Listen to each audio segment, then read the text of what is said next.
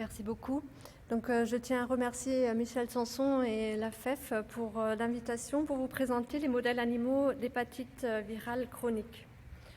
Donc, juste pour bien comprendre les enjeux et utilités de ces modèles, je vais brièvement vous rappeler les défis liés aux hépatites virales chroniques dues au virus de l'hépatite C, B et delta.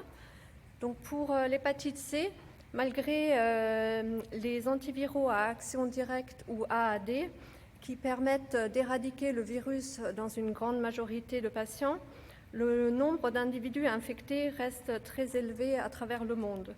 Et ceci est largement dû à une détection tardive, voire absente, de l'infection chronique. Et bien qu'il soit possible d'éradiquer le virus chez les patients chroniquement infectés, ces patients restent à risque de développer un carcinome hépatocellulaire ou CHC. Et actuellement, il n'y a pas de vaccin. Pour l'hépatite B, bien qu'il existe un vaccin, il reste environ 300 millions d'individus infectés à travers le monde. Les antiviraux, donc les analogues de nucléosides, permettent de supprimer la réplication virale, mais ne permettent pas d'éradiquer le virus. Et donc les patients sont également à risque de développer un CHC. L'éradication virale de l'HBV est difficile puisque ce virus persiste sous forme d'un ADN clos de façon covalente ou ADN-CCC.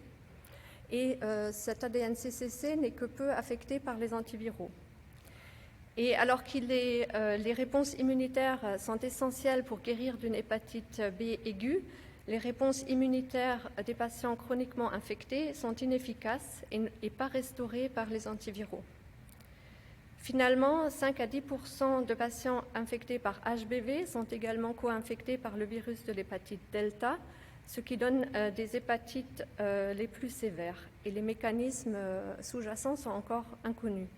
Et actuellement, il n'y a pas de traitement antiviral qui permette d'éradiquer ce virus. Donc, les virus de l'hépatite C, B et delta appartiennent à des familles et genres différents et se distinguent par leur cycle viral. Alors, je ne vais pas du tout rentrer dans les détails ici, mais juste vous rappeler que les premières étapes du cycle viral de HBV et HDV sont similaires puisque le virus delta utilise l'enveloppe du virus de l'hépatite B. Par contre, ces trois virus ont en commun un tropisme très étroit de tissus et d'espèces. Donc, pour les hépatocytes humains, seule cellule humaine a exprimé tous les facteurs nécessaires à leur cycle viral. Donc, dans les prochaines diapositives, je vais vous parler des différents modèles animaux développés pour étudier ces hépatites virales liées à ces virus. Étant donné que les rongeurs sont naturellement résistants à ces virus, il n'est pas aisé de mettre au point en fait, des modèles animaux.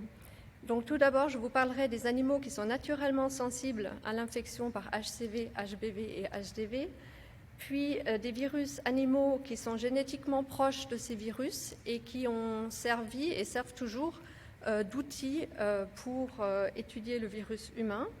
Et finalement, je vous parlerai des différentes stratégies mises en œuvre pour mettre au point des modèles de souris. Et à chaque fois, j'ai listé les avantages et inconvénients majeurs. Donc, le modèle historique est le chimpanzé, espèce génétiquement proche de l'homme et qui est naturellement sensible à l'infection par HCV, HBV et HDV en laboratoire. Cependant, pour des raisons d'éthique, les chimpanzés ne sont plus utilisés à des fins de recherche depuis maintenant une dizaine d'années. Cependant, pendant de très nombreuses années, ils ont vraiment joué un rôle essentiel, par exemple lors de l'identification du HCV et pour le développement des modèles in vitro qui ont vraiment révolutionné la recherche sur HCV. Ils ont permis de caractériser les cinétiques d'infection, les réponses immunitaires viro-induites et ont également permis d'évaluer les antiviraux et vaccins avant le développement de petits modèles animaux. Il existe également d'autres primates non humains qui sont naturellement sensibles pour HBV mais que je ne développerai pas. Une autre espèce naturellement sensible à ces virus est le tupai. C'est un mammifère du sud-est asiatique qui ressemble à un écureuil, mais qui est génétiquement plus proche de l'homme que des rongeurs. Donc cette espèce est naturellement sensible à l'infection par ces virus, mais la maladie hépatique diffère de la pathologie humaine avec des formes plus légères d'hépatite. Cependant, des cas de CHC ont été décrits après infection par HBV, mais pas par HCV. L'utilisation de ce modèle a principalement été limitée pour des raisons d'éthique d'une part, et d'autre part par l'absence d'outils immunologiques et d'anticorps spécifiques du tupai. Par contre, des progrès ont été faits dans ce sens récemment, et le transcriptome complet du tupai est maintenant disponible depuis peu. Donc peut-être qu'au cours des prochaines années, ce modèle sera plus utilisé, notamment par la communauté HBV.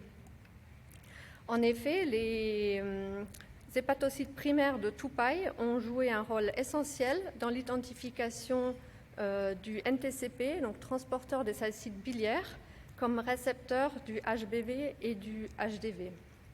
Et cette espèce a également été utilisée pour étudier les réponses immunitaires innées.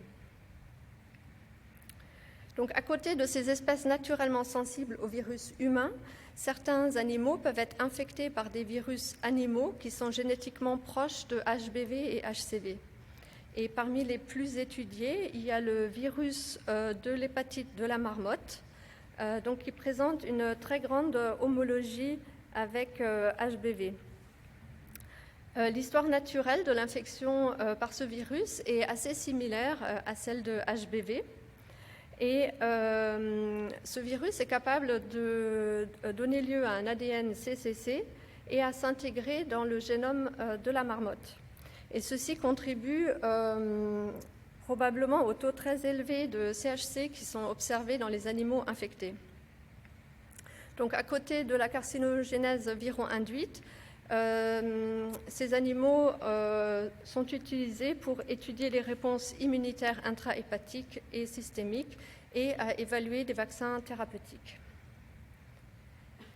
Un autre modèle est le virus de l'hépatite B du canard, qui présente également une homologie avec HBV, mais moindre que le virus de la marmotte. Une particularité de ce modèle est qu'il donne des taux élevés d'ADN CCC, et il est beaucoup utilisé pour caractériser la réplication virale et évaluer des antiviraux. Donc, contrairement aux homologues de HBV, les hépacivirus animaux proches de HCV n'ont été découverts que très récemment, par exemple chez les chevaux, les chiens et les rongeurs. Et le seul modèle qui pourrait être facilement développé en laboratoire est le virus de l'hépatite des rats du rat, en fait, qui a été découvert dans les rats des rues de New York. Donc, chez ces rats, ce virus donne une infection chronique, naturellement, et des souris de laboratoire peuvent également être infectées. Par contre, dans ce cas, l'infection est uniquement transitoire. Il faut utiliser des animaux immunodéficients pour obtenir une infection plus persistante. Donc, étant donné que ce virus n'a été découvert qu'assez récemment, les réponses immunitaires viron-induites n'ont pas encore été étudiées et il n'est pas encore connu si il donne lieu à des CHC ou non. Donc, dans les prochaines années, nous en saurons peut-être un peu plus quant à ces réponses immunitaires, quant à la pathogenèse hépatite induite. Et dans ce cas, on pourrait également songer à faire des combinaisons avec d'autres étiologies de pathologies hépatiques chroniques comme l'éthanol ou des facteurs métaboliques. Et puis, ont déjà commencé à être étudié ce virus dans le cadre d'évaluation de vaccins anti-HCV. Donc, je passe maintenant aux modèles murins expérimentaux pour l'infection par les virus des hépatites virales chroniques humaines. Donc, comme je l'ai dit précédemment, les rongeurs sont résistants à l'infection par HCV, HBV et HDV. Et ceci est dû à un blocage du cycle viral au niveau de l'entrée et à des étapes post-entrée. Donc, différentes stratégies ont été mises en œuvre pour dépasser ces barrières. D'une part, on peut humaniser les souris pour les sensibiliser à l'infection virale. Et il existe maintenant des souris avec un foie humanisé, des souris avec un foie et un système immunitaire humanisé, et des souris avec des facteurs d'entrée virale humanisés. Une stratégie alternative, c'est d'adapter le virus aux facteurs murins qui déterminent le tropisme d'espèces. Donc, les premières souris humanisées qui ont été développées sont des souris comportant un foie humanisé suite à la transplantation d'hépatocytes humains. Donc, ceci est rendu possible par l'utilisation de souris transgéniques qui expriment d'une part un transgène qui permet la mort des hépatocytes murins et qui, d'autre part, sont immunodéficientes pour accepter la greffe de cellules humaines. Donc, selon les souches de souris transgéniques utilisées, le taux de repopulation du foie de souris avec les hépatocytes humains est variable, mais peut être supérieur à 80%. Donc, l'élevage de souris est beaucoup plus facile que celui de chimpanzés ou de toupailles, mais la manipulation des souris immunodéficientes et la greffe d'hépatocytes à ces souris fragiles s'accompagne d'une mortalité assez élevée selon les modèles. Par contre, donc l'avantage, étant donné le foie humanisé de ces souris, c'est qu'on peut les infecter chroniquement avec HCV, HBV, HDV et également avec le virus de l'hépatite E, puisque ces souris sont immunodéficientes. Donc, du fait de cette immunodéficience, la pathologie hépatique reste cependant limitée et à ce jour, il n'y a pas eu d'observation de CHC. Ces modèles ont été surtout utilisés pour évaluer des stratégies antivirales et préventives. Ils ont contribué à l'identification et à la caractérisation de facteurs d'entrée virale et permettent d'étudier les réponses de l'hôte à l'infection virale ainsi que les co-infections. Donc, afin de pouvoir étudier d'autres aspects des interactions virus-hôte, il était important de pallier l'absence de système immunitaire de ces souris. Et donc, des souris doublement humanisées, donc pour des hépatocytes humains et des cellules hématopoïétiques humaines, ont été développées. Et les sources cellulaires peuvent être très variables. Ceci donne aussi lieu à des taux de repopulation du foie de souris assez variables et donc des taux d'infection de virus très différents selon les modèles.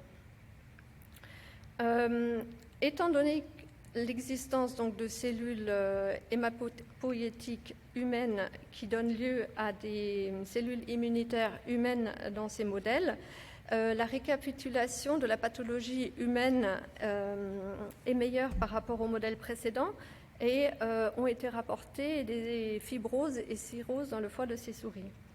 Cependant, les réponses immunitaires sont encore assez limitées et tous les types cellulaires ne sont pas représentés.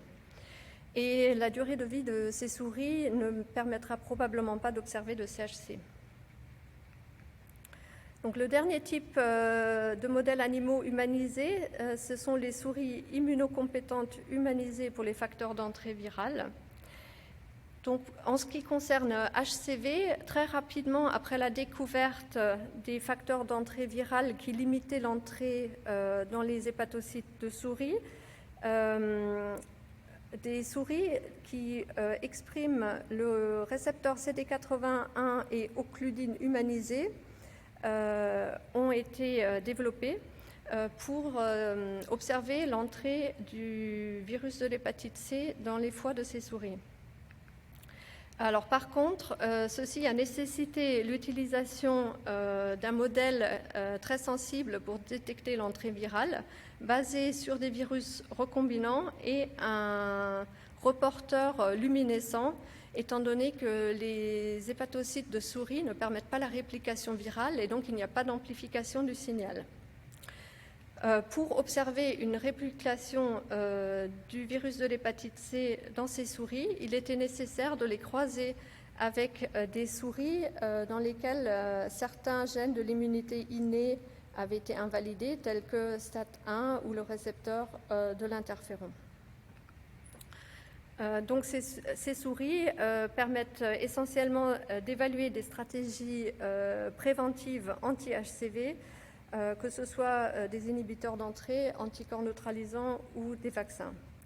Pour HBV et le virus Delta, des souris exprimant le NTCP humanisé ont également été développées et ont permis d'observer l'entrée de ces deux virus dans les foies des souris.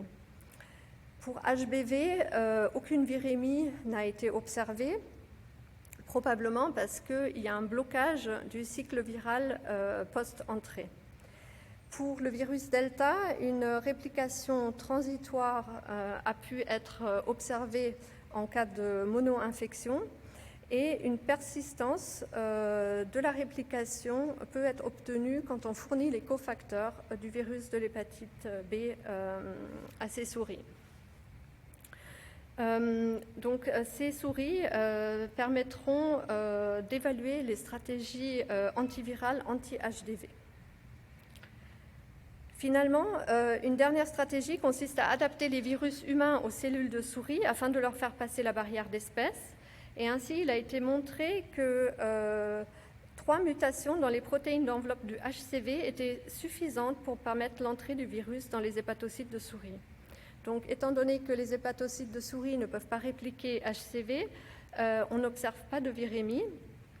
Et ces modèles serviront donc essentiellement au développement de stratégies préventives anti-HCV. Donc, en résumé, les modèles animaux jouent un rôle clé dans l'étude des hépatites virales chroniques. Aucun des modèles ne récapitule toutes les caractéristiques des hépatites C, B et D humaines. Et je vous ai résumé les différents avantages et inconvénients dans ce tableau. Avec la mise au point de meilleurs protocoles pour différencier des cellules hématopoïétiques, des souris humanisées de seconde génération présentant de meilleures réponses immunitaires pourront être développées. Et en lien avec les objectifs de l'OMS pour éliminer les hépatites virales en tant que problème de santé publique, ces modèles immunocompétents seront indispensables pour développer des immunothérapies anti-HBV et des stratégies préventives anti-HCV. Je vous remercie pour votre attention.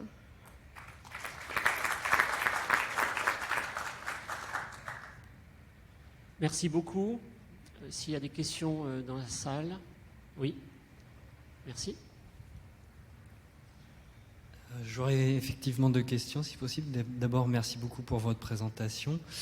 Vous avez parlé de différentes souches d'hépatite actives chez les animaux. Je n'ai pas entendu parler du virus de l'hépatite murine qui a souvent été source de contamination dans les animaleries. Est-ce que c'est un virus complètement différent ou est-ce que c'est assez proche ? Oui, c'est à Michel qu'il faudra poser cette question. A priori, c'est un virus qui donne des hépatites aiguës, mais pas chroniques, c'est ça ? Alors nous, on l'utilise effectivement au laboratoire. Donc il y a différents types de souches qui amènent soit des hépatites fulminantes aiguës, où il y a mortalité des souris au bout de 5 jours, ou des formes plus chroniques sur du 15, voire encore au-delà. Globalement, ils ne sont surtout pas de la même famille, puisqu'ils appartiennent à une famille devenue célèbre, qui sont les coronavirus, et pas au virus des hépatites classiques chez l'homme. Et ma deuxième question, ce serait le modèle porc. Est-ce que le modèle porc, cochon, est-ce qu'il serait utilisable? Parce qu'on sait qu'il est quand même assez proche de l'homme, en tout cas pour ce qui est du système immunitaire. Alors, il n'a pas été développé de modèle porc pour étudier les hépatites virales, à ma connaissance. quelques études in vitro ont évalué la sensibilité des hépatocytes de porc à différentes souches de virus, mais à ma connaissance, ça ne fait pas partie des espèces facilement infectables par les virus dont je vous ai parlé. Et pour l'hépatite E, mais étant donné que vraiment là, je me suis focalisée sur les hépatites chroniques, pour l'hépatite chronique E, a priori, ça se fait dans la souris immunodéficiente. Merci. Parfait. Merci beaucoup. Merci pour cette très belle présentation, mais on va devoir enchaîner.